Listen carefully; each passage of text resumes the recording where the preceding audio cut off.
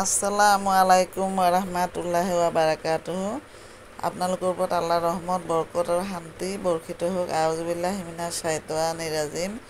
বিসমিল্লাহিৰ ৰাহমানিৰ ৰাহিম। খেদা খোৱা শয়তানৰ সুচলনিৰ পৰা আল্লাহ তুমি আমাক ৰক্ষা কৰা। পৰম কৰুণাময় পৰম দয়ালু আল্লাহ তাআলাৰ নামত আৰম্ভ কৰা। আজি মই কেইটামান সৰু সৰু হাদিছ কোৰাণৰ কথা ক'ব বিচাৰিছোঁ। আশা কৰোঁ আপোনালোকে শুনি অশেষ সওৱাব অৰ্জন কৰিব পাৰিব। আজি মই আজিকালি ল'ৰা ছোৱালীবিলাকক যে স্কুলত দিয়ে, কলেজত পঢ়ে, স্কুলত পঢ়ে, মাক বাপেকে ইমান কষ্ট কৰি কামাই কৰি, বাপেকে বাহিৰত কামাই কৰে, মাকে ঘৰত ৰাতিপুৱা 5টাত উঠি ৰাতি 10টালৈকে কাম কৰি ল'ৰা ছোৱালীক স্কুলত দিয়ে শিক্ষিত হ'বলৈ আৰু জ্ঞানী হ'বলৈ দিয়ে আৰু শিক্ষা গ্ৰহণ কৰিবলৈ, হয়নে বাৰু?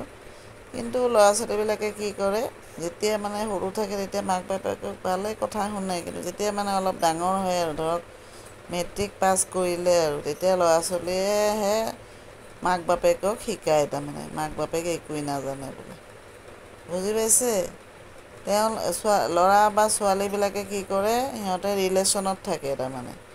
মাক বাপেক হৈছে তোমাৰ পীৰ, ল'ৰা ছোৱালীৰ কাৰণে মাক বাপেক হৈছে পীৰ মানি চলিব লাগে।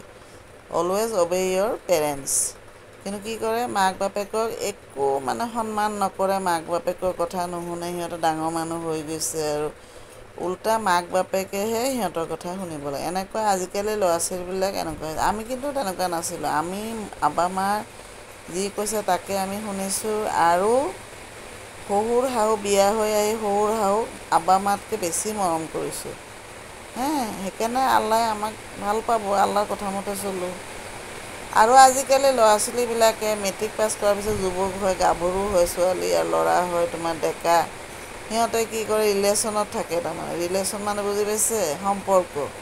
সিহঁতে কি কৰে, মোবাইল ফোন হৈ পিনি আৰু ল'ৰা ছোৱালী বেছি বেয়া হৈ গৈছে। সিহঁতে মোবাইলত খালি ছোৱালীয়ে ল'ৰাৰ লগত কথা পাতি থাকিব, ল'ৰাই ছোৱালীৰ লগত কথা পাতি থাকিব। এইবিলাক আমাৰ ইছলাম ধৰ্মত নাই। আমাৰ ইছলাম ধৰ্ম শান্তি ধৰ্ম।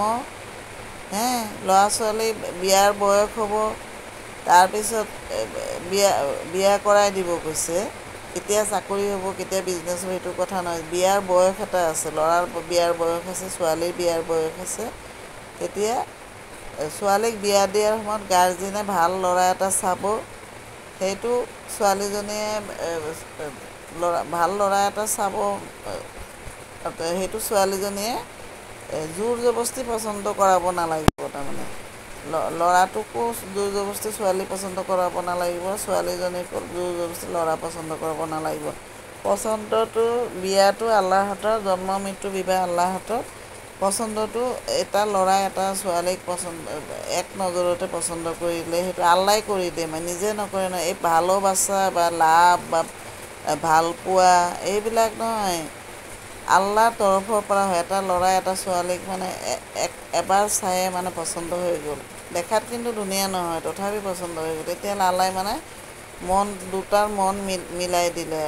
ল'ৰাটোৱে ছোৱালীটোক পচন্দ কৰিলে প্ৰথমতে, তাৰপিছত ছোৱালীজনীও ল'ৰাটোক পচন্দ কৰিব লাগিব, নকৰিলে বিয়া নহ'ব নহয়। প্ৰথমতে ল'ৰাই ছোৱালীক পচন্দ কৰিব লাগিব, তাৰপিছত ছোৱালীয়ে ল'ৰাক পচন্দ কৰিব লাগিব, তাৰপিছতে গাৰ্জিয়েন আহে। ল'ৰাই গাৰ্জিয়েনক ক'ব যে অমুক ছোৱালীটো মোৰ পচন্দ হৈছে, আৰু ছোৱালীয়ে গাৰ্জিয়েনক ক'ব বা ভণ্টি টণ্টিক ক'ব, মাক বাপেককতো ক'ব, লাজ কৰিব, ভণ্টি টণ্টিক ক'ব আৰু বা ভাবি তাবিক ক'ব যে মই এই ল'ৰাটো পচন্দ কৰোঁ, তেনেকৈ কথাটো শুনিব। তেনেকৈ গাৰ্জিয়েনক ক'ব। তাৰপিছত গাৰ্জিয়েনে কি কৰিব লাগিব, গাৰ্জিয়েনবিলাকো এতিয়াৰ দিনত ইমান বেয়া। ভাল পোৱাটো আল্লাহৰ তৰফৰ পৰা হয়, সেইটোক একেবাৰে কি কৰে, বেয়া হেৰি দি দিয়ে আৰু নাই তই কিয় ভাল পাবি, ছোৱালীটোক কয় তই কিয় ভাল পাবি, ভাল পোৱাটো ভাল বস্তু নহয়। কিন্তু নহয়, আল্লাহে এজনে আনজনৰ লগত যোৰা কৰি আল্লাহে সৃষ্টি কৰি পঠাইছে। ল'ৰাটো কাৰ লগত বিয়া হ'ব সেইটো যোৰা যোৰাক চিনি পায় এনেকুৱা আৰু গাৰ্জেনবিলাকে কি কৰে, ল'ৰাৰ গাৰ্জেনে ক'ব নাই ছোৱালীটো ভাল নহয়, খানদান বেয়া, দেখাত বেয়া, তই এইটো পচন্দ কৰিলে তোক তই সেইটো লৈ বিয়া নকৰে। কিমান পাপ কৰি পেলালে গাৰ্জেনে। চাওক, ল'ৰাই পচন্দ কৰিছে, ল'ৰাই সংসাৰ কৰিব, গাৰ্জিয়েনে মানা কৰি দিলে নহয়। ইফালে ছোৱালীক ল'ৰাটোৱে পচন্দ কৰি ছোৱালীটো গাৰ্জেনক ছোৱালীকো ক'লে কি তোৰ পচন্দ মতে বিয়া নহ'ব নহয়, আমিহে পচন্দ কৰি তোক বিয়া দিম।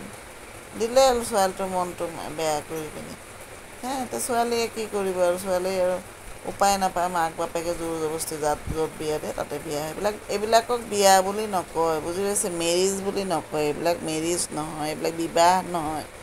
আল্লাই যিটো কৈছে, নবীয়ে যিটো কৈছে সেইটোহে আচল বিয়া। ল'ৰাই ছোৱালীক পচন্দ কৰিব আৰু ছোৱালীয়ে পিছত ল'ৰাক পচন্দ কৰিব লাগিব। তাৰপিছতে গাৰ্জিয়েনে এইটো ক'ব লাগিব যে ল'ৰাই ছোৱালীক পচন্দ কৰি ছোৱালীয়ে ল'ৰাক পচন্দ কৰি এতিয়া সিহঁতৰ বিয়াটো কৰাই দিব লাগিব সোনকালে নহ'লে সিহঁতে বেয়া মোবাইলত কথা পাতি থাকিব, দিনে ৰাতি কথা পাতি থাকিব। তাৰপিছত গাৰ্জেনক নোকোৱাকৈ দেখা কৰিব আৰু বেয়া বেয়া যিবিলাক বিয়াৰ আগতে কৰিব নালাগে সেইবিলাক কৰিব।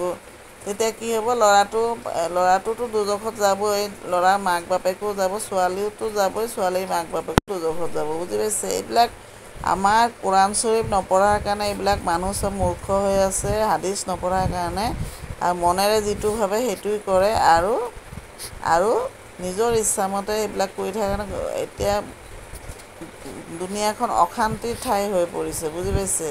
হাদিছ নাজানে, কোৰাণ নাজানে, ডাঙৰ ডাঙৰ কথা কৈ থাকে মানে এইবিলাক আৰু, বুজি পাইছে? আৰু আমাৰ মহিলাসকলকতো মানে পুৰুষসকলে হুজুৰবিলাকে পাত্তাই নিদিয়ে, হুজুৰেই চব জানে। সিহঁতে ডাঙৰ ডাঙৰ মছজিদ বনাই পিনি তাতে মানে কৰি থাকে, নামাজ পঢ়ি থাকে। সিহঁতৰ নামাজ আল্লাই কবুল নকৰে নহয়। সিহঁতে মহিলাসকলক অসন্মান কৰে, মহিলাসকলক কোনো সন্মান নিদিয়ে, মহিলাৰ অধিকাৰ নিদিয়ে। সিহঁতৰ পিছত যিবিলাকে নামাজ পঢ়ে সেইবিলাকো দুজখত যাব, আৰু যিবিলাকে নামাজ পঢ়ে সেইবিলাকো উচিত কথা ক'লে নহয় মানুহে বেয়া পায়, বুজি পাইছে? কিন্তু আল্লাই ভাল পায়, সত্যৰ সদায় জয়, বুজি পাইছে? সৎ পথত আল্লাহ ৰাজি। আজি এইখিনিয়ে থাকক, মানে আপলোড নহ'ব নহয়, বেছি দীঘলীয়া হ'লে ভিডিঅ'টো ভাল লাগিলে আপোনালোকে লাইক শ্বেয়াৰ আৰু ছাবস্ক্ৰাইব কৰিব নাপাহৰিব দেই। আজিলৈ আহোঁ।